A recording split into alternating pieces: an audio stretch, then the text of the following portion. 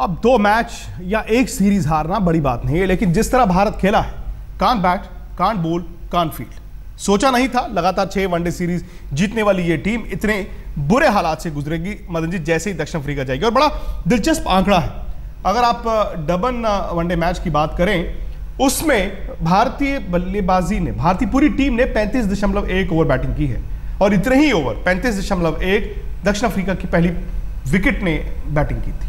अब ये क्या हो रहा है? नहीं देखिए, आपको जैसे सबको मालूम है, चेतन जी आपको भी मालूम है कि कंडीशन जो है इंडिया में बिल्कुल अलग रहते हैं और वहाँ पे बिल्कुल अलग रहते हैं। इसका ये मतलब है कि देखिए उन्होंने अभी तक जो कंडीशन है वहाँ के वो यूज़ नहीं हो, उसका जो बाउंस है और पेस है, जो स्विंग है वो हमारे बल्लेबाज खेल नहीं पा रहे।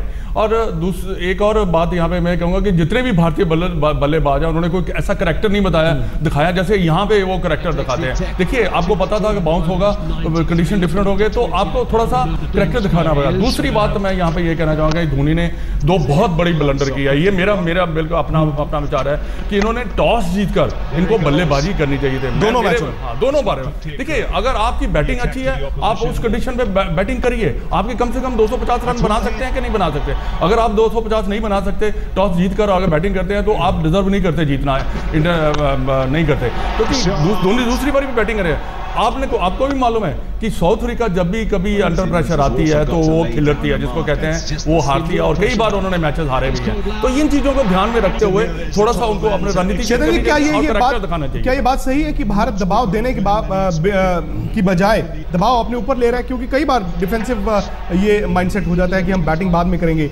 आप बल्लेबाज रहे हैं, आपने ऑस्ट्रेलिया में बड़े रन बनाए हैं, और उस दिन भी हम चर्चा कर रहे थे कि अगर आप भारतीय बल्लेबाजों की टेक्निक देखें, खासतौर से पहले 3 जिनसे बहुत उम्मीद थी, शिखर धवन, रोहित शर्मा और विराट कोहली, ये बॉडी के पीछे आकर नहीं खेल रहे हैं। आमतौर पर जब आप बाउंसी विकेटों पर जाकर खेलते हैं आपको शरीर गेंद के पीछे लाना पड़ता है, ये दूर से खेल रहे हैं सारे। और अगर आप इतने ज्यादा शॉट्स खेल रहे हैं इसका मतलब कहीं ना कहीं आप डर रहे हैं, फिजिकल डर है आपके जहन में अगर आप इतने शॉट खेल रहे हैं।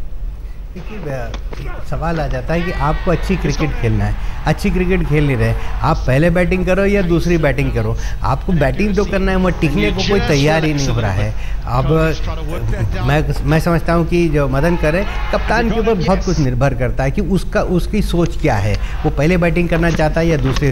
हो सकता है मैं समझता हूँ कि वो उसकी सोच ये है कि पहले बैटिंग करोगे तो विकेट जो है फ्रेश होगी और ज़्यादा बाउंस होगा, और जब बिल्कुल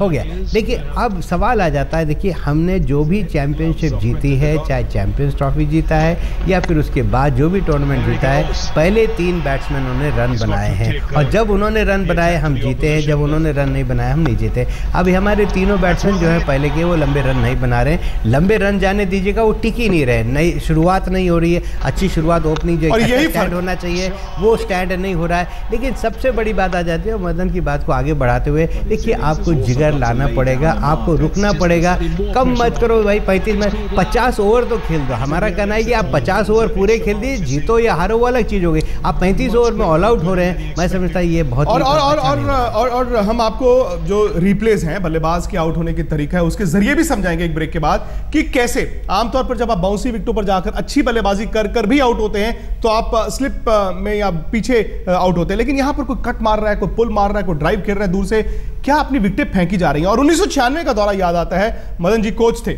1996 का दौरा, दक्षिण अफ्रीका के पास बड़े बड़े तेज गेंदबाज थे और भारतीय टीम में 3 युवा खिलाड़ी गए थे, लक्ष्मण, द्रविड़ और गांगुली। क्या हुआ था उस दौरे में, कैसे बने वो तीनों महान खिलाड़ी?